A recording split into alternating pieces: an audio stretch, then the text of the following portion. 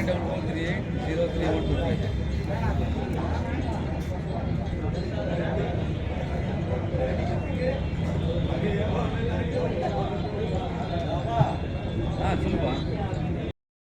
நந்தகுமார் அவர்களை, எனக்கு முன்னால் பேசிய குடியாத்த சட்டம் நம்முடைய பாபு அவர்களை, நம்முடைய வேலூர் மாநகராட்சி மேயர் சுஜாதா ஆனந்தகுமார் அவர்களை, நம்முடைய துணை மேயர் சுனில்குமார் அவர்களை, மண்டல குழு தலைவர் புஷ்பலதா வன்னிராஜா அவர்களை, காட்பாடி ஊராட்சி மன்ற தலைவர் வேல்முருகன் அவர்களை, துணைத் தலைவர் சரவணன் அவர்களை மற்றும் அரசு அதிகாரிகளை, எங்களுடைய ஒன்றியத்தின் செயலாளர் பகுதி மாண்புமிகு நீர்வளத்துறை மற்றும் கனிம துறை அமைச்சர் அவர்களையும், மாண்புமிகு பொதுப்பணித்துறை மற்றும் நெடுஞ்சாலைத்துறை அமைச்சர் அவர்களையும், மரியாதைக்குரிய கூடுதல் தலைமை செயலர் நெடுஞ்சாலைத்துறை அவர்களையும், இங்கே சிறப்புரை ஆற்றி இருக்கிற மரியாதைக்குரிய அணைக்கட்டு சட்டமன்ற உறுப்பினர், வேலூர் சட்டமன்ற உறுப்பினர், குடியாத்தம் சட்டமன்ற உறுப்பினர், வணக்கத்துறைக்குரிய வேலூர் மேயர், துணை மேயர், மாவட்ட சேர்மன் மற்றும் அனைத்து மக்கள் பிரதிநிதிகள்,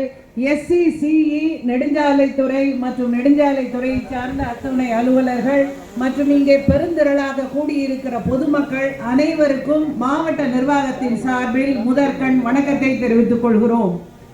இங்கே பேசியவர்கள் சொன்னார்கள், வேலூர் மாநகரத்தின் நெருக்கடி, அதாவது டிராபிக் சார்ந்த விஷயங்கள் அதிகமாக இருக்கிறது.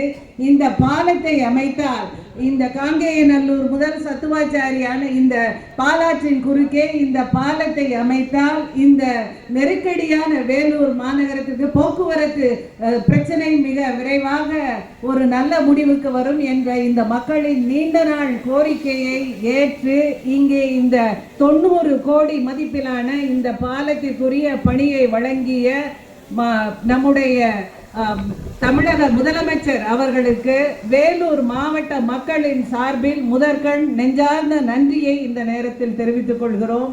இந்த திட்டத்தை மாண்புமிகு இரு பெரும் அமைச்சர்கள் இங்கே வந்திருந்து இந்த பணியை சிறப்பாக துவக்கி வைத்து மிகுந்த அக்கறையோடு இந்த மாவட்டத்தை பற்றி நேற்றிலிருந்து இன்று காலை முதல் அவர்கள் கலந்துரையாடிய போது மிகுந்த அக்கறையோடு பேசி, அதுவே எங்களுக்கு மிகுந்த தைரியத்தை தந்தது. இந்த பணி மிக வேகமாக நடைபெற்று விரைவிலே இந்த பாலத்தை துவக்கும் விழாவும் இங்கே சீரும் சிறப்போடும் நடைபெறும் நல்லபடியாக என்ற உறுதி எனக்கு அவர்கள் இருவருடைய கலந்துரையாடலில் தெரிந்தது.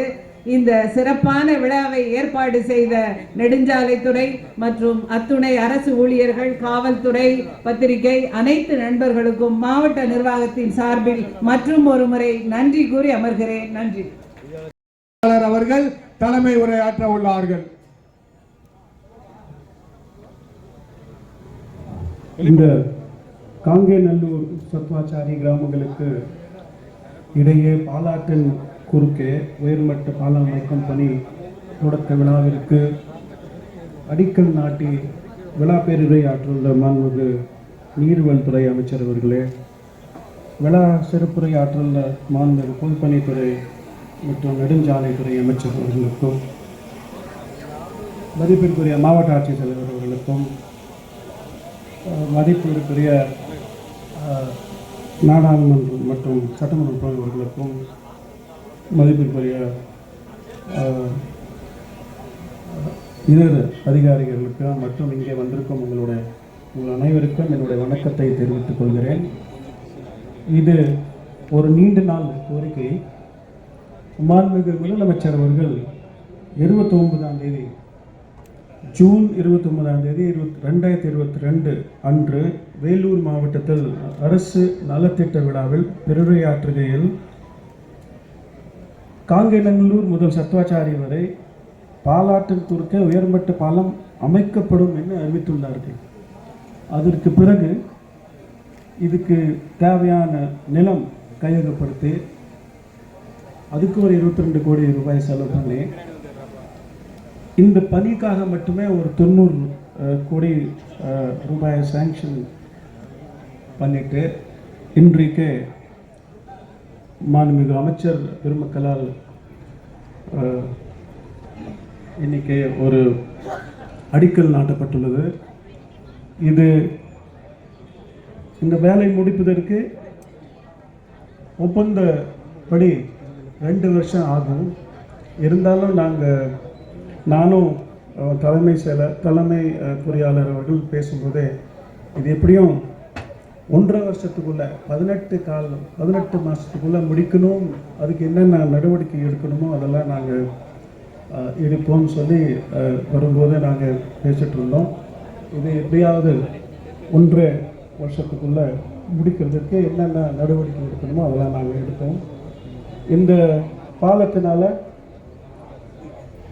டெஃபினட்டாக ஒரு சில பகுதியில் வசிப்பவர்களுக்கு உண்மையாகவே பயன் அடைந்துள்ளதாக இருக்கும். குறிப்பாக அந்த பக்கம் பார்த்திங்கன்னா சத்துவாச்சாரி, அலமேல் ரங்காபுரம், இந்த பக்கம் காட்பாடி, பிரம்மபுரம், கரிகிரி, இந்த பகுதியில் உள்ளவர்களுக்கு இது ஒரு மிக பயனுள்ளதாக இருக்கும். இது நல்லூர் சத்துவாச்சாரி கிராமங்களுக்கு இடையே பாலாற்றின் குறுக்கே உயர்மட்டம் பாலம் அமைக்கும் பணியை மதிப்பிற்கும் மரியாதைக்கும் உரிய மாண்புமிகு நீர்வளத்துறை அமைச்சர் அவர்கள் கல்வெட்டு திறந்து வைத்து பணிகளை துவக்கி வைக்க உள்ளார்கள்.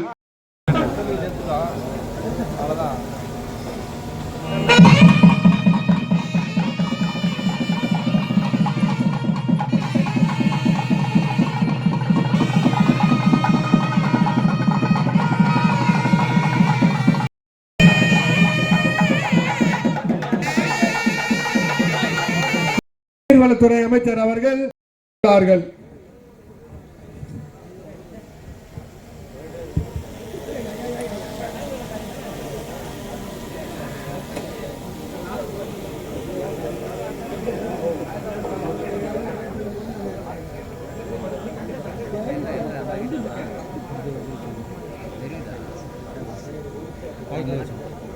காங்கேநல்லூர் தத்துவாச்சாரிக்கிடையே பாலாற்றில் கட்டப்போகும் ஒரு மேம்பாலத்திற்கு அடிக்கல் நாட்டுகிற இந்த விழாவில் வரவேற்புரையாற்றிய கண்காணிப்பு பொறியாளர் பழனிவேல் அவர்களே, திட்ட விளக்குரையாற்றிய தலைமை பொறியாளர் சந்திரசேகர் அவர்களே, முன்னிலை வைக்கின்ற மாவட்ட ஆட்சித்தலைவர் திருமதி சுப்பலட்சுமி IAS அவர்களே, தலைமை உரையாற்றி இருக்கிற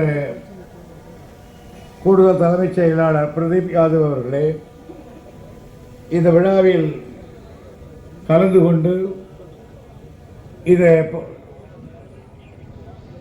பாலம் வருவதற்கு காரணகர்த்தாவாக இருந்தவர் நம்முடைய நெடுஞ்சாலைத்துறை பொதுப்பணித்துறை அமைச்சர் வேல் அவர்களே, மாவட்ட கழக செயலாளர் சட்டப்பேரவை உறுப்பினர் தம்பி நந்தகுமார் அவர்களே, வேலூர் சட்டப்பேரவை உறுப்பினர் கார்த்திகேயன் அவர்களே, குடியாத்தம் சட்டப்பேரவை உறுப்பினர் அவர்களே,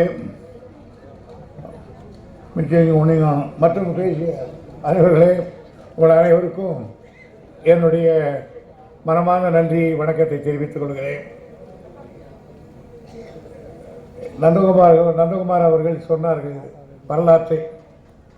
ஒரு 10 வருஷத்துக்கு முன்னால் சாமிநாதனை கொண்டு வந்து அடிக்கல் நாட்டினோம். அதுக்கப்புறம் ஆட்சி மாறி போச்சு. ஆட்சி மாறினா என்ன, திட்டத்துக்கு ஒதுக்கிய பணம் இருக்கு, ஆனால் அந்த திட்டத்தை அதிமுக ஆட்சியில் தொட்டு கூட பார்க்க மாட்டேன்னார்கள். நான் பல கடிதங்களை கூட அரசு எழுதினேன் தொகுதியை பற்றி, ஆனால் அதை பற்றி யாரும் கண்டுகொள்ளவில்லை. ஆனால் மீண்டும் திமுக வந்து நண்பர் வேலு அவர்கள் அது துறைக்கு அமைச்சரான பிறகுதான் இதனுடைய இந்த பாலம் கட்ட வேண்டும் என்று அதனுடைய தலையில் எழுதியிருக்கிறார் போலும்.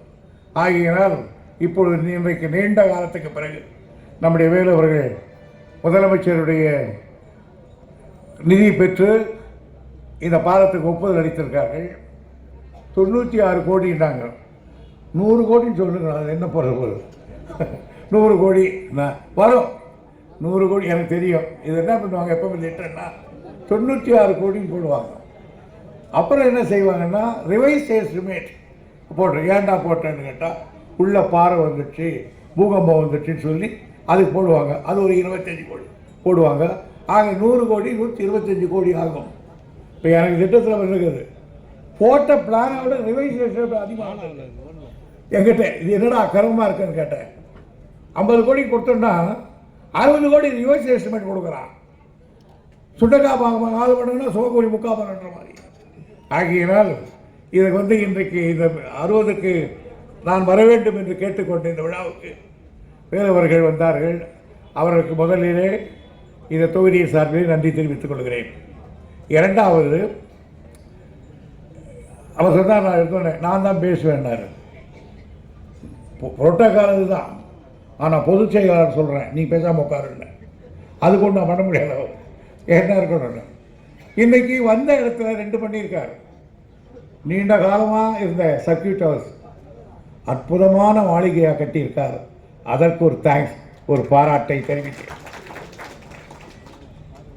இன்னும் சொல்ல போனால் அவங்க ஊரில் கட்டணும்.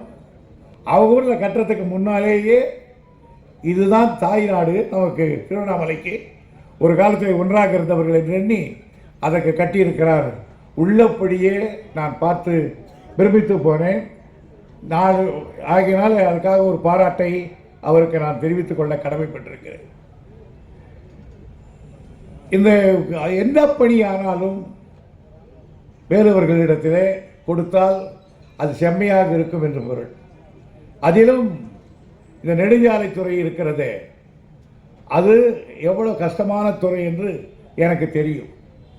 காரணம், கிட்டத்தட்ட நானும் ஒரு 10 ஆண்டு காலம் அதை வச்சு பார்த்துருக்கிறேன்.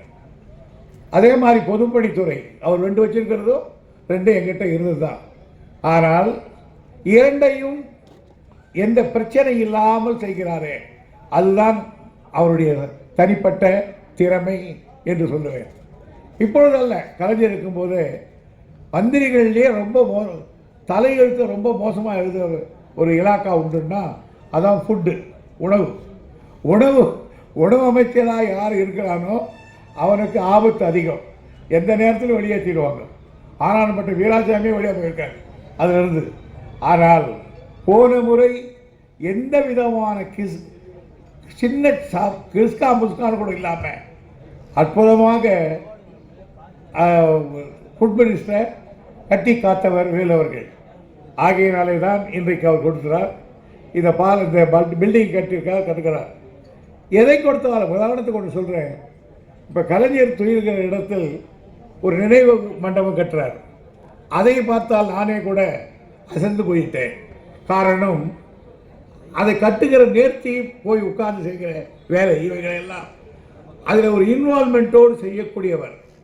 ஆகியனாலே அதுவும் பாராட்டுக்குரிய ஒன்றுதான். அத்தகைய அதே போன்று கட்சியிலே கூட ஏதாவது ஒரு முக்கியமான வேலை, கஷ்டமான வேலை என்றால் தலைவர் கேட்பார், என்ன இந்த வேலை விட்டு பேச சொல்லட்டுமா அப்படின்வார். ஏன்னா மற்ற கட்சிக்காரனோட எது பேசுகிறதா இருந்தாலும் அவரை தான் விடுவாங்க. எனக்கு அப்போ ஞாபகம் வரும், அண்ணா என்ன பண்ணுவார், எதை பேசினாலும் கருணாநிதி விட்டு பேச சொல்லு, கருணாநிதி விட்டு பேச சொல்லுன்னுவார்.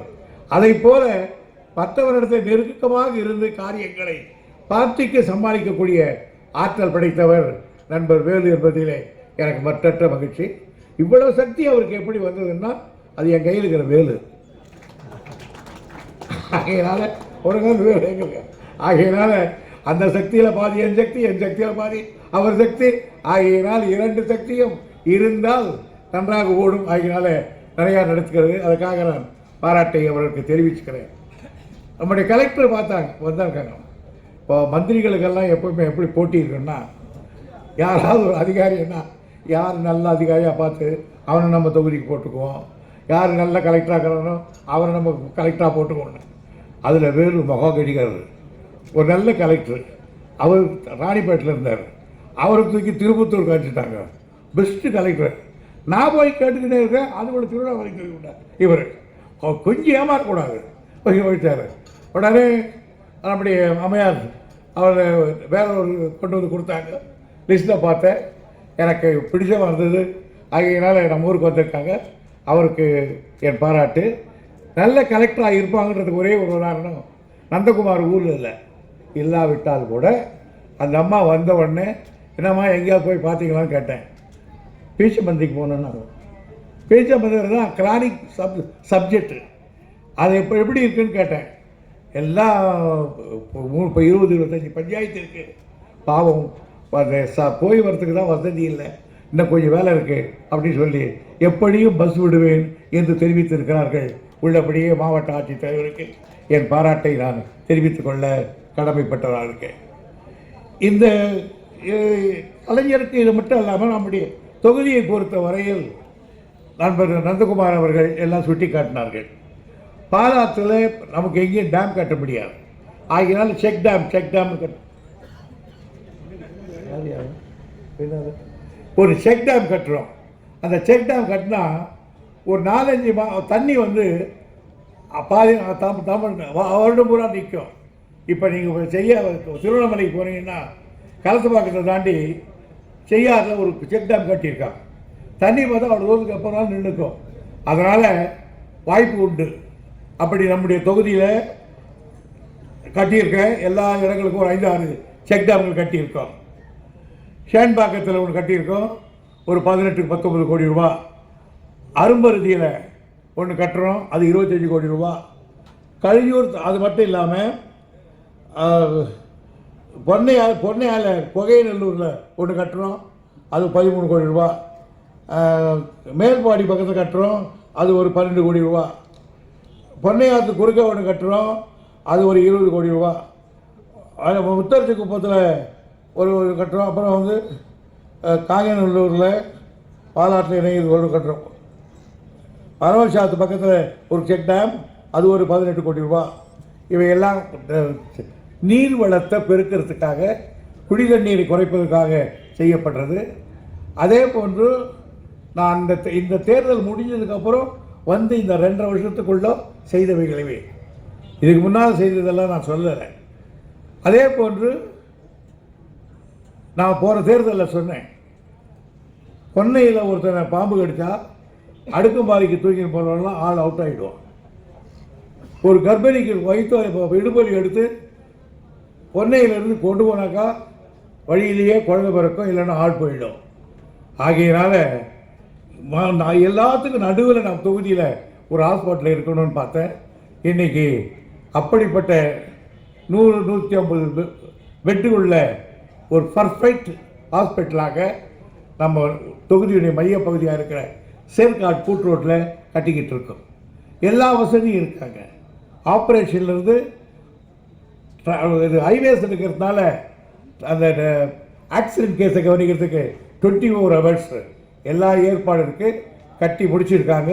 விரைவில் திறக்க இருக்கிறது. அதே போன்று நம்முடைய அவ்வளோ தூரத்துலேருந்து பசங்க காலேஜுக்கு போகணுன்னா 2 பஸ் ஏறி வேலூருக்கு வரணும், இல்லைன்னா வாலாஜாவுக்கு போகணும். அந்த நிலைமை இருக்கக்கூடாதுன்றதுக்காக ஒரு காலேஜ் கட்டி தரேன்னு சொன்னேன். அந்த காலேஜே திருவள்ளுவர் பல்கலைக்கழகத்தினுடைய வளாகத்துக்குள்ளே இன்றைக்கி அதையும் கட்டி முடிச்சிருக்கேன். அடுத்த திறப்பு விழாக்கள் அவைகளாக இருக்கும். அதே போன்று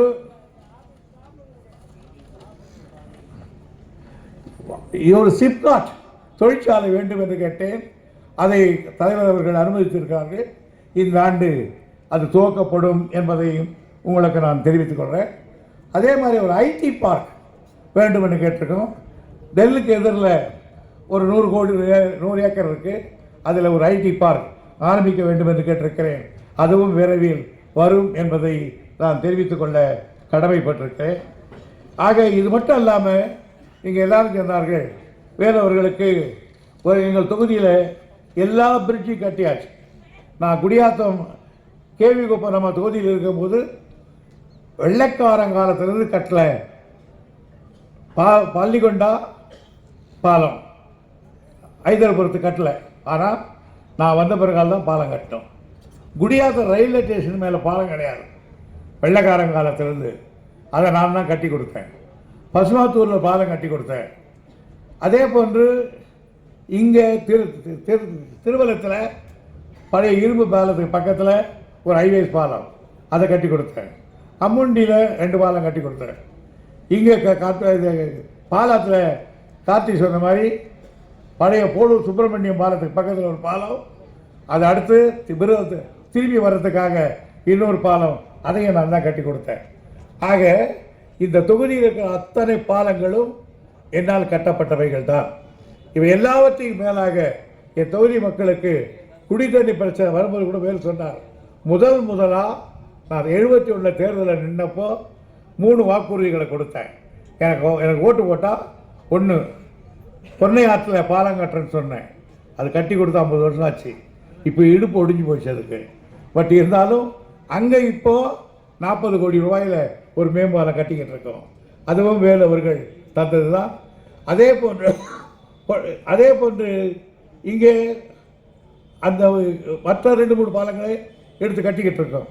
ஆக இவ்வளவும் செய்து முடிச்சுக்கிட்டு இருக்கோம். ஒரு 2 வருஷத்துக்குள்ளே இத்தனை திட்டங்கள், இந்த திட்டங்களை எல்லாம் நிறைவேற்றணும். இல்லை, நான் எனக்கு அமைச்சராக இருக்கிறேன், எனக்கு இலாக்காக்கள் உண்டு, எனக்கு பொதுச் செயலாளர் பொறுப்பு உண்டு. அதையும் பார்க்கணும், இதையும் பார்க்கணும். ஆகையினால நேற்று கூட சொன்னார் தலைவர், இப்போ தான் வந்தீங்க மறுபடியும் காதால் போக போகிறீங்களான்னு கேட்டார். போய் ஆகணும். இன்னும் சொல்ல போனால் இன்றைக்கி காலையில் ட்ரெயினை பிடிச்சேன் 7 மணிக்கு. அங்கே சாப்பிட முடியாது. உடனே வண்டியில் ஏறி உட்காந்தேன். வீட்டுக்கு வந்தேன், சாப்பிட்றீங்களான்னு கேட்டாங்க. அது கூட டைம் ஆகணும்னு அங்கேயும் சாப்பிடல. போயிட்டு இந்த திட்டம் முடிஞ்ச பக்கம்தான் ஒரு பொழுது விட்டேன். இங்கே தான் காப்பி கொடுத்தேன். ஆக இந்த திட்டத்தை நிறைவேற்றத்தில் ஒரு பொழுது இருந்திருக்கேன் மாதிரி இன்னும் 11 மணி வரையும் சாப்பிடாமல் இருக்கேன். காரணம் சீக்கிரம் இந்த விஷயம் தான். இல்லைன்னா என்ன நம்மளால் நீங்கள் ரவு காலத்தில் பண்ணிட்டீங்கன்னு அது வேறு அவதொல்ல பொறுக்க முடியலன்னு சீக்கிரமாக நடத்துங்கன்றதுக்காக நடத்தி முடிச்சிருக்கோம். ஆகையினால நான் ஒன்று வச்சுங்க, நான் எங்கே இருந்தாலும் சரி, ஆனால் எப்போவுமே செம்படையவனுக்கு எங்கே இருந்தாலும் மீன் மேலே கண்ணு இருக்குன்னு சொல்லுவாங்க. அது மாதிரி நான் Bay of Bengal or Mount of Everest, நான் எங்கே இருந்தாலும் என் எண்ணம் காட்பாடி தொகுதி தான் சுற்றி கொண்டிருக்கும். நான் எங்கே இருந்தாலும் என்ன நடக்குதுன்னு தெரிஞ்சுக்குவேன், யார் யார் என்ன பேசுகிறான்னு தெரிஞ்சுக்குவேன், யார் யார் கட்சி மாறி இருக்காங்க உள்ள போய் அடுக்கு பார்த்து தெரிஞ்சுக்குவேன், என்ன தகராறுன்னு தெரிஞ்சுக்குவேன். இல்லைன்னா இவங்கக்கிட்ட இந்த 40-50 வருஷம் குப்பை கொட்டியிருக்க முடியாது. ஆகையினால் ஆனால் அதே நேரத்தில் என்னிடத்திலே நான் திட்டினாலும் கோபித்தாலும் அணைத்தாலும் என்னோடு அணைத்திருக்கிற அத்தனை தோழர்களுக்கும் நான் நன்றி தெரிவிக்க கடமைப்பட்டவனாக இருக்கிறேன். எனவே இந்த விழாவுக்கு வந்திருக்கிற வேலு அவர்களுக்கு உள்ள பாராட்டு. அவரிடத்துல கோரிக்கை வைக்கலன்னா நல்லா இருக்காது. இந்த ரயிலில் மேம்பாலம் கொடுத்துருக்கீங்க, இன்னும் கட்டலை. அது இருந்தால் தான் அந்த டிராஃபிக்கே முடியும். அதே நேரத்தில் சித்தூர் பஸ் ஸ்டாண்ட்லேருந்து அந்த மேம்பாலம் வரையில் ரொம்ப நெருக்கமாக இருக்குது. எல்லா ஊர்களையும் அகலப்படுத்துகிறீர்கள். உங்கள் காலத்திலேயே இதையும் செய்துவிட வேண்டும். ஹைவேஸ் டிபார்ட்மெண்ட்டுக்கு ஒன்று சொல்கிறேன், ரொம்ப கஷ்டப்பட்டு நான் பாலத்துக்கு அந்த பக்கம் எவ்வளோ அகலமாக இந்த ரோடு போட்டு வாங்கினேன். ஆனால் போய் நேற்று போகிறேன், என் வண்டியே போக முடியல. 60 அடி 70 அடி அகலமான ரோடு, ஆனால் என் வண்டி போக முடியல. ஏன்னா எல்லா வண்டியும் கடை எல்லாம் நடு ரோட்டில் வச்சுருக்கேன். நான் இப்போ அந்த டிபார்ட்மெண்ட்டில் இருக்கிறவங்களுக்கு சொல்கிறேன், 2 டேஸில் எனக்கு அதெல்லாம் கிளியர் பண்ணியிருக்கணும். இல்லைன்னா நான் வேறு மாதிரி தான் நடவடிக்கை எடுப்பேன்.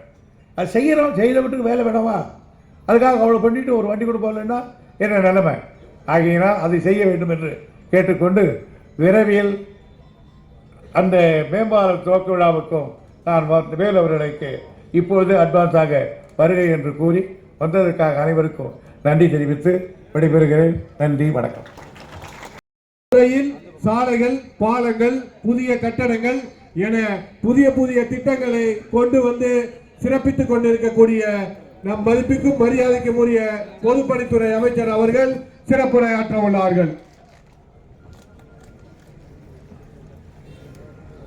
குற்றத்துணையாக இருந்து பணியாற்றுகின்ற ஏனைய மாவட்ட அலுவலர்களே, பொதுப்பணித்துறையை சார்ந்த தலைமை பொறியாளர் ஆயத்தரசு அவர்களே, அவரோடு வருகை புரிந்திருக்கிற பொதுப்பணி மற்றும் நெடுஞ்சாலைத்துறையை சேர்ந்த பொறியாளர்களே, பல்வேறு ஊராட்சிகளிலிருந்து வருகை புரிந்திருக்கிற உள்ளாட்சி பிரதிநிதிகளே, நான் சார்ந்த இயக்கத்தை சார்ந்த அன்பு நண்பர்களே, பாசமுள்ள பத்திரிகை நண்பர்களே, தொலைக்காட்சி நண்பர்களே, உங்கள் அனைவருக்கும் இந்த நண்பகலில் எனது நன்றி கலந்த வணக்கத்தை நான் முதலில் தெரிவித்துக் கொள்ள நான் விரும்புகிறேன். 2000 வருஷத்துக்கு முன்னால் பிறந்த வள்ளுவர் பெருந்தகை இப்படித்தான் குறிப்பிடுகிறார். இதனை இவன் செய்வான் என்று ஆய்ந்து அதனை அவன் கண் விடல் என்று சொல்லியிருக்கிறான். யாருக்கிட்ட என்ன வேலையை கொடுத்தா சிறப்பாக செய்வாங்களோ அவங்ககிட்ட ஒப்படை என்பதுதான் அந்த குறளுடைய பொருள். அதனால காட்பாடி தொகுதியை யாரிடத்தில் ஒப்படைத்தால் சிறப்பாக இருக்கும் என்று சொன்னால் அண்ணன் துரைமுருகத்திலே ஒப்படைத்தால் தான் அது சிறப்பாக இருக்கும் என்று தான் இந்த குறளை அவர் எழுதியிருப்பாரோ என்று கூட நான் எண்ணி பார்க்கிறேன்.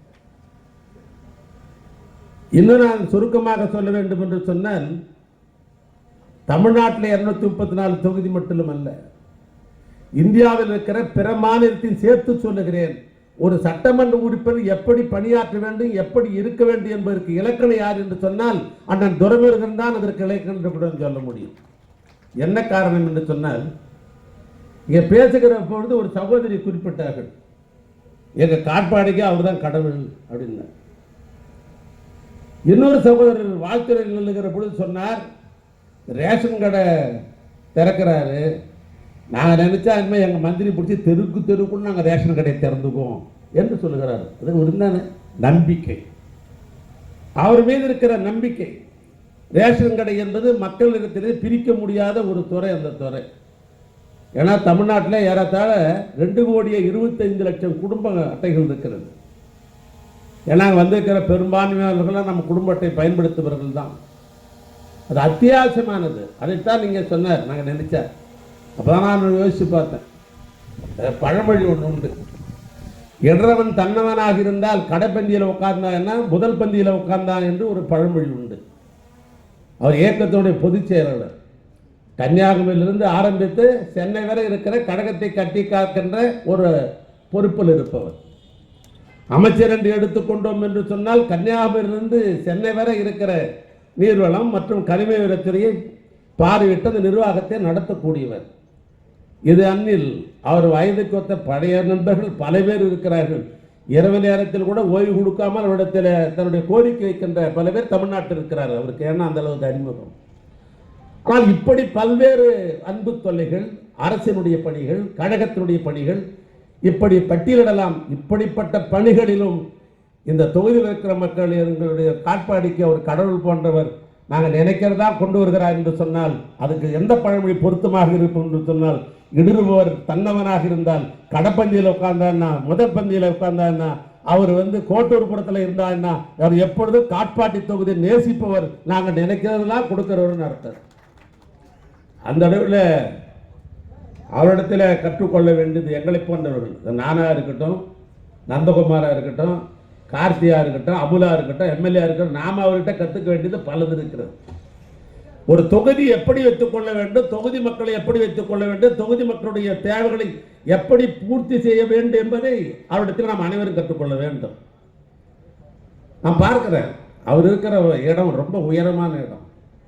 ஆனால் தான் தொகுதியில் ஒரு சின்ன ஃபங்க்ஷனாக கூட சரி அதை மதித்து அவருடைய உணர்வை புரிந்து கொண்டு அதில் கலந்து கொள்கிற பாங்கு இருக்கிறது பாரு, அது நான் கற்றுக்கணும்னு நினைக்கிறேன் தனிப்பட்ட முறையில். என்ன வேணும், ஏன்னா அப்படிப்பட்ட அந்த தொகுதிக்கு முக்கியத்துவம் கொடுத்துக் கொள்கிற நம்முடைய அன்பிற்குரிய அண்ணன் அவர்களை இந்த நேரத்தில் நம்ம அத்தனை பேரின் சார்பாகவும் நம்முடைய நன்றியும் பாராட்டுதலையும் இந்த நேரத்தில் நான் தெரிவித்துக் கொள்ள நான் விரும்புகிறேன். இங்க இந்த பாலத்தை பற்றி எல்லாம் சொன்னார். இந்த பாலம் என்கிற வரலாறு எடுத்துக்கொண்டோம் என்று சொன்னால் முதல்ல நம்முடைய மாவட்டத்திற்கு, வடார்காடு மாவட்டத்துக்கு பிரிட்டிஷ்காரன் காலத்தில் 1860 தான் முதல்ல இந்த வேலூர் இருக்கிற பழைய காட்பாடி வேலூர் இணைக்கிற பாலம் என்பது அந்த வளைவு பாலம் அந்த காலத்தில் தான் முதல் கட்டப்பட்ட பாலம். அதுக்கு பின்னால் நம்முடைய பாலத்தில் பாலமே கட்டலை. எப்போ பட்டினான்னா 1975 காட்பாடியுடைய சட்டமன்ற உறுப்பினராக துரைமன் இருக்கிற பொழுது தன் கலைஞர் அவர்கள் தமிழ்நாட்டை 2வது முறையாக ஆண்டு கொண்டிருக்கிற பொழுதுதான் இப்ப நம்ம பயணிக்கிற இந்த 1975 என்கிற சொல்லப்படுகிற அந்த பாலத்தை கட்டிய பெருமையும் அவரைத்தான் சேரும். ஏன்னா அதில் தான் நம்ம வந்து கொண்டிருக்கிறோம். அதோடு மட்டுமல்ல, அவரை பொறுத்தளவுக்கு ஒன்றுபட்ட மாவட்டமாக இருக்கிற பொழுது இந்த ராணிப்பேட்டை ஆற்காடு இடையே உயர்மட்ட பாலம், ஆம்பூரில் உயர்மட்ட பாலம், பூட்டுத்தாக்கில் உயர்மட்ட பாலம், பள்ளிகொண்டாவில் உயர்மட்ட பாலம், இப்படி 2011 வேலூர் காட்பாடி இடையே இருக்கிற பேருந்துக்கு இருக்கிற உயர்மட்ட பாலத்தையும் கொண்டு வந்த பெருமை அவரையே சாரும். அந்த அடிப்படையில் தான் இங்கே நம்முடைய நந்தகுமார் அவர்கள் குறிப்பிட்டதைப் போல சாமிநாதனை நெடுஞ்சாலைத்துறை அமைச்சராக இருக்கிற பொழுது அண்ணன் அவர்கள் அன்றைக்கு பொதுப்பணித்துறை அமைச்சராக பொறுப்பேற்ற பொழுதுதான் இந்த பாலத்தை கொண்டு வர வேண்டும் என்று அன்றைக்கு திட்ட மதிப்பீடெல்லாம் தயார் செய்யப்பட்டது, பாலங்கள் கொண்டு வர வேண்டும் முயற்சி எடுத்தார். 10 ஆண்டு காலம் அந்த கிடப்பில் இருந்தது. ஆனால் எப்போ ஆட்சிக்கு வந்தோமோ, திராவிட மாடல் ஆட்சி தமிழ்நாட்டில் இருக்கிற என் நிஜமெல்லாம் இருந்திருக்கிற என்னுடைய அன்பு அண்ணன் தளபதியார் பொறுப்பேற்ற உடனேயே இந்த ஆட்சியில் இதை கட்ட வேண்டும் என்று முடிவு செய்து அவர் முதலாக என்னிடத்தில் தொலைபேசியில் ஒரு பழைய பாலம் ஒன்று கோப்பு கிடப்பில் கிடக்குது, அதை கொஞ்சம் தட்டி பார்த்து கிடப்பா என்று சொன்ன உடனேயே மறுநாளே இந்த காங்கேயநல்லூர் இந்த சத்துவாச்சாரி இணைக்கிற அந்த பாலத்தினுடைய கோப்புகள் எல்லாம் எடுத்து பார்த்து அந்த பாலத்தை உடனே கட்ட வேண்டும் என்று என்னுடைய துறையினுடைய செயலாளரத்திலே தலைமை பொருளத்திலே கூப்பிட்டு இதுக்கு முன்னுரிமை தாருங்கள், ஏன்னா இது எங்கள் மாவட்டம், இது எங்கள் மாவட்டம், ஆனால் இதற்கு முன்னுரிமை தாருங்கள் என்று சொன்ன அடிப்படையில் கோப்புகள்லாம் தயார் செய்யப்பட்டு முதலமைச்சருடைய அனுமதியோடு இந்த பாலம் அறிவிக்கப்பட்டு ஒப்பந்தங்கள்லாம் கோரப்பட்டு அந்த தொடக்க விழாவைத்தான் இங்கே அவர்கள் இன்றைக்கு செய்திருக்கிறார்கள். எனவே இது 100 கோடியில் ஒரு பாலம் கட்டப்படுகிறது. இந்த பாலத்தின் மூலமாக இன்றைக்கு கிட்டத்தட்ட சத்துவாச்சாரிக்கும் நம்முடைய காங்கேயநல்லூருக்கும் இது இணைக்கிற காரணத்தினால் பிரம்மபுரம் மற்றும் காட்பாடி பகுதியில் இங்கே நம்முடைய அருமை நண்பர் விஸ்வநாதன் அவர்கள் கட்டியிருக்கிற விஐடி என்கிற ஒரு அற்புதமான ஒரு கல்வி நிறுவனம், இது பல மாநிலங்களிலிருந்து இங்கே வந்து போகிற ஒரு நிலை இருக்கிறது. அதோடு மட்டுமல்ல, இந்த பகுதியில் காவல்துறையை சார்ந்த 15வது பட்டாலியன் என்று சொல்லப்படுகின்ற ஒரு காவல்துறையினுடைய பயிற்சி இங்கே இருக்கிறது. அதோடு மட்டுமல்ல, இந்த இராணுவ வீரர்கள், முன்னாள் இராணுவ வீரர்கள் அவருடைய மருத்துவமனையும் இந்த பகுதியில் தான் இருக்கிறது. இப்படி பல்வேறு நிலையிலே இருப்பவர்கள் இவர்கள் 8 கிலோமீட்டர் சுற்றி கொண்டு போவதை அதை குறைத்து நேரடியாக போவதற்காகத்தான் இந்த பாலத்தை இங்கே பயன்படுத்துகிற ஒரு நிலை இருக்கிறது. அப்படி பார்க்கிற பொழுது என்னுடைய நெடுஞ்சாலைத்துறை எடுத்த கணக்கின் அடிப்படையில் சத்துவாச்சாரியை அந்த பகுதியில் இருக்கிற பொதுமக்கள் ஏறத்தாழ 70,000 பேரும், இந்த பிரம்மபுரம் பகுதியில் இருக்கிற பொதுமக்கள் 50,000 பேரும் பயன்படுத்துகிற ஒரு அற்புதமான பாலத்தை நம்முடைய அருமையண்ணன் அவருடைய பெரும் முயற்சியால் இல்லை அவருடைய ஆணையால், அவர் இட்ட ஆணையால் இந்த பாலம் இங்கே சிறப்பாக இன்றைக்கு அமைந்திருக்கிறது.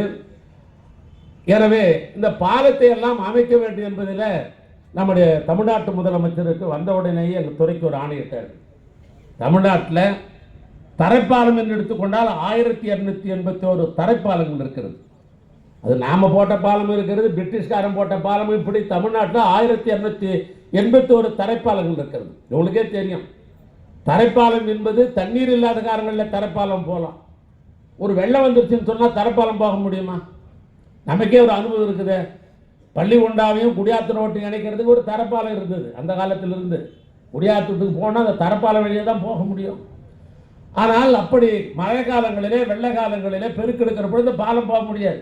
5 நாளைக்கு போக முடியாது, 20 நாளைக்கு போக முடியாது, தண்ணி வடிஞ்சாதான் போக முடியும். இந்த நிலைமை தமிழ்நாட்டில் பல இடங்களில்.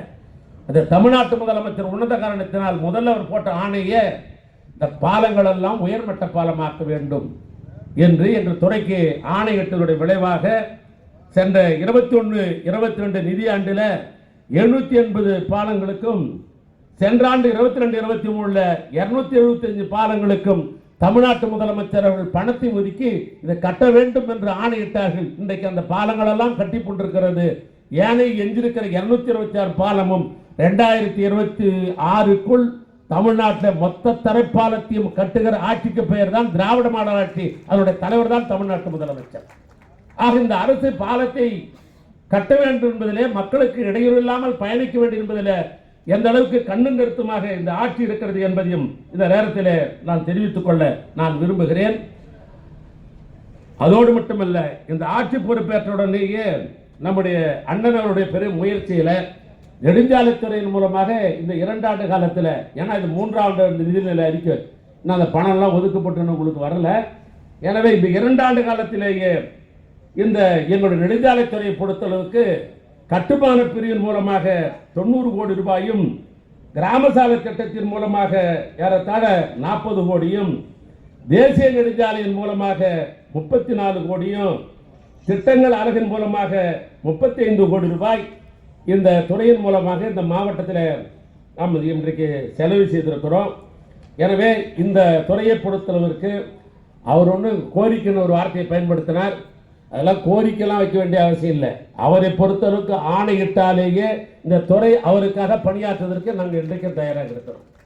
எனவே அப்படிப்பட்ட ஒரு நல்ல இந்த மாவட்டத்திற்கு, இந்த மாவட்டம் இல்லை நம்ம மாவட்டத்திற்கு ஒரு நல்ல அமைச்சரை, ஒரு கழகத்தினுடைய நல்ல முன்னோடியை நாம் இன்றைக்கு பெற்றிருக்கிறோம். அதே போன்று இந்த நெரிசலை பற்றி இங்கே சொன்னார்கள். இந்த நெரிசலை குறைக்கணும்னா புறவழிச்சாலை தேவை. அந்த புறவழிச்சாலை என்பதில் கூட தமிழ்நாட்டு முதலமைச்சர் அவர்களுக்கு தனி கவனம் அதில் செலுத்த வேண்டும் என்ற அடிப்படையில் மாநிலத்தில் இவர் ஆட்சி பொறுப்பேற்ற உடனேயே 17 புறவழிச்சாலைகளை நடைபெற வேண்டும் என்ற அடிப்படையில் 17 புறவழிச்சாலை நடைபெற்றுக் கொண்டிருக்கிறது. ஏனைய 58 புறவழிச்சாலைகளுக்கு நிலம் கையகப்படுத்துகிற பணியில் நாங்கள் ஈடுபட்டு கொண்டிருக்கிறோம். அந்த வகையில் தான் வேலூரை பொறுத்தளவுக்கு தேசிய நெடுஞ்சாலை மூலமாக ஒரு பகுதியும், இன்னொன்று மாநில நெடுஞ்சாலையின் மூலமாக இன்னொரு பகுதியும் இந்த புறவழிச்சாலை அமைப்பதற்கு வேண்டிய நிலம் கையகப்படுத்த பணியில் இந்த துறை ஈடுபட்டிருக்கிறது. பொதுவாக மாநிலத்தில் நான் எந்த மாவட்டத்திற்கு சுற்றுப்பயணம் செய்தாலும் மாவட்ட ஆட்சித்தலைவரை கூப்பிட்டு நான் அழைத்து பேசுகின்ற ஒன்று என்னன்னாக்கா, இந்த நிலங்கள் கையகப்படுத்துவதில் நீங்கள் முதல்ல முன்னுரிமை அளிக்க வேண்டும் ஒரு மாவட்ட ஆட்சித்தலைவரும். ஏன்னா போக்குவரத்து என்பது நாளுக்கு நாள் கூடிக்கொண்டே இருக்கிறது. ஒரு நாள் 2 வீலர் ஒன்று குடும்பத்தில் இருந்தது. 2 வீலர் கல்யாணம் பண்ண போனால் முதலாம் கேட்குற சீர் செலுத்துவேன் என்னென்னா, பொண்ணு பிடிக்குதோ இல்லையோ, எனக்கு மாமனார் விட்டு மொப்பட்டு வாங்கி தருவாரான்னு தான் கேட்பான் 2. ஆனால் அதுக்கு பின்னால் என்ன ஆச்சுன்னா, ஒரு குடும்பத்துக்கு ஒரு காரணம் இருந்தது. இப்போ குடும்பத்தில் இருக்கிற அத்தனை பேருக்கு ஒரு காரணம் இருக்குது. இல்லை சில குடும்பத்தில் நந்தகுமார் போன்ற வசதியான குடும்பத்தில் இருக்கிறவங்க ஒரு ஸ்பேர் வண்டி கூட இருக்கணும். ஏன்னா ரிப்பேர் ஆனாக்கா இன்னொரு வண்டி தேவை அப்படின்ற அந்த அளவுக்கு இன்றைக்கு போக்குவரத்து என்பது நாளுக்கு நாள் இன்றைக்கு கூடிக்கொண்டு இருக்கிறது. அதனால பாலைகளை எல்லாம் விரிவுபடுத்த வேண்டும். இன்னொன்று புறவழிச்சாலை நகரப்பகுதியில் அமைந்தால்தான், புறவழிச்சாலை இருந்தால்தான் இந்த போக்குவரத்தினுடைய நெரிசலை குறைக்க முடியும். அந்த அடிப்படையில் தான் தமிழ்நாட்டு முதலமைச்சருக்கு முக்கியத்துவம் தந்து புறவழிச்சாலை அமைக்க வேண்டும் என்ற அடிப்படையில் தான் நான் குறிப்பிட்டது போல 58 புறவழிச்சாலை எடுக்கிறோம். மாவட்ட ஆட்சித்தலைவர் குறிப்பிட்டதுக்கு சொல்றதுக்கு என்ன காரணம், ஒன்னே ஒன்று உதாரணம் சொல்றேன். 2009 அண்ணன் கலைஞர் ஆட்சியில் இருந்த பொழுதுதான் இன்றைக்கு சென்னையில இருந்து மாமல்லபுரம் வரைக்கும் விரிவுபடுத்த வேண்டும் 6 வழிச்சாலை என்று முடிவு செய்யப்பட்டு 2009 அவர் ஒரு ஆணை பிறப்பித்தார் எல்லை பண்றதுக்காக. எவ்வளவு தெரியுமா? 10 கோடி. ஆனா இந்த 10 ஆண்டு காலம் நடைபெறாத காரணத்தினால் இன்னைக்கு என்ன தெரியுமா, நிலம் கையப்படுத்தி எவ்வளவு அரசாங்கம் தேவை தெரியுமா? 1010 கோடி தேவைப்படுது. எவ்வளவு கூடி இருக்குது? 1000 கோடி ரூபாய் தேவைப்படுதுன்னா இந்த 1000 கோடி ரூபாய் மக்கள் கட்டுகிற வரி பணம். ஒரு அரசாங்கத்திற்கு 1000 கோடி ரூபாய் நிற்கியா அந்த அரசாங்கத்தின் மூலமாக பணச்சுமை ஏற்பட்டு விட்டது. அதனால்தான் நான் போகிற போதெல்லாம் மாவட்ட ஆட்சித்தலைவர் சொல்றது ஒன்னே ஒன்று, அரசாங்கத்துக்கு சிரமம் கொடுக்கக்கூடாது. மக்கள் கொடுத்துக்கிற வரிப்பணத்தை நேரடியாக மக்களுக்கு பயன்பாட்டுக்கு கூற வேண்டும் என்று சொன்னால் இந்த நிலம் எடுப்பதிலே தாமதம் கூடாதற்கு முன்னுரிமை வழியுங்கள். அதன் மூலமாகத்தான். ஆனால் இந்த மாவட்ட ஆட்சித்தலைவர் சொல்ல விரும்புவது, இந்த வேலூர் மாவட்டத்தில் எங்கெல்லாம் நிலம் கையகப்படுத்த வேண்டும் என்ற நிலை இருக்கிறதோ அதையெல்லாம் நாங்கள் புதியதாக வந்திருக்கிற நீங்கள் ஒரு 6 மாத காலத்திலேயே மொத்தத்தையும் நீங்கள் முடித்து கொடுத்தால்தான் அடுத்த நிதியாண்டிலாவது இதற்கு வேண்டிய பணங்கள் எல்லாம் ஒதுக்கப்பட்டு இந்த பணிகளை நாங்கள் செய்ய முடியும். எனவே அதற்கு நீங்கள் முன்னுரிமை அளிக்க வேண்டும் என்று மாவட்ட ஆட்சித்தலைவர் இந்த நேரத்தில் நான் கேட்டுக்கொள்ள விரும்புகிறேன். அதோடு மட்டுமல்ல, நான் ஒரு கணம் அண்ணன் துரைமுருகன் பேசிக் கொண்டிருக்கிற போது என்னுடைய நினைவுகளெல்லாம் வந்தது. நான் எப்பொழுதும் போன முறை சட்டமன்றத்தில் நான் அவரை பற்றி விழிக்கிற பொழுது இப்படி தான் சொன்னேன். நான் ஆன்மீகத்துக்கு கிருபானந்த வாரியார், ஏன்னா ஆன்மீகத்துக்கு கிருபானந்த வாரியார் காங்கேயநல்லூர் அதுதான் சொல்கிறேன். ஆன்மீகத்துக்கு ஒரு கிருபானந்த வாரியார் என்று சொன்னால் எங்களுக்கு அரசியலுக்கு ஒரு கிருபானந்த வாரியார் என்று துரைமுருகன் நான் சட்டமன்றத்திலே பதிவு செய்திருக்கிறேன். ஏன்னா அவருக்கு இருக்கிற திறமையை ஆன்மீகத்தில் எங்கெங்கெல்லாம் எப்படி பேசலாம், எப்படி ஏற்றி பேசலாம், எப்படி இறக்கி பேசலாம், இடையிலே எப்படி இசையோடு கலந்து பாடலை பாடலாம் என்ற ஆற்றெல்லாம் பெற்றவர் இந்த மண்ணை சேர்ந்தவர். அதுக்கு இணையா ஒருத்தர் அரசியல் இருக்கிறார் என்று சொன்னா என் அண்ணன் துரைமுருகன் என்று சொன்னால்தான் அது பொருத்தமா இருக்கும். அப்படிப்பட்டவர். அப்படி அதை எண்ணி பார்க்கிற பொழுது என்று ஒரு நினைவுக்கு வந்தது. என்ன நினைவுக்கு வந்தது என்று சொன்னால், கிருபானந்தார் அவர் மட்டும் இந்த காங்கேயநல்லூர் இன்றைக்கு இருந்திருந்தார். வாரியார் சாமிகள் இன்றைக்கு இங்க இருந்திருந்தா என்ன பண்ணிருப்பாருன்னு கேட்டீங்கன்னா, இந்த நிகழ்ச்சி முடிந்தவனையே தொலைபேசியில தொடர்பு கொண்டு, துரை நீ வா என்று சொல்லி என் ஊருக்கு பாலம் கட்டி கொடுத்திருக்கிறேன் என்று அவரை உச்சி மூந்திருப்பார் என்று நான் ஒரு கணம் அப்படி யோசித்து பார்த்தேன். அதோடு இல்ல, நேரடியாக உச்சி மூண்டு விட்டு அவரை உச்சி மூந்ததோடு மட்டுமல்ல, அவரிடத்திலே கேட்பார், எப்பா முதலமைச்சர்கிட்ட ஒரு போன் போட்டு செல்லில் கொடுப்பா என்று கேட்டிருப்பார். முதலமைச்சர் செல்லை வாங்கி, முதலமைச்சருக்கு இவரிடத்துல செல்லை வாங்கி இவருக்கு முச்சு மோதுவதோடு மட்டும் இல்லை, என் ஊருக்கு திராவிட மாடல் ஆட்சி என்ற பெயரில் பாலம் கட்டி கொடுத்திருக்கிற முதலமைச்சர் அவர்களே, நீங்கள் 100 ஆண்டு காலம் வாழ வேண்டும் என்று வாழ்த்திருப்பார்.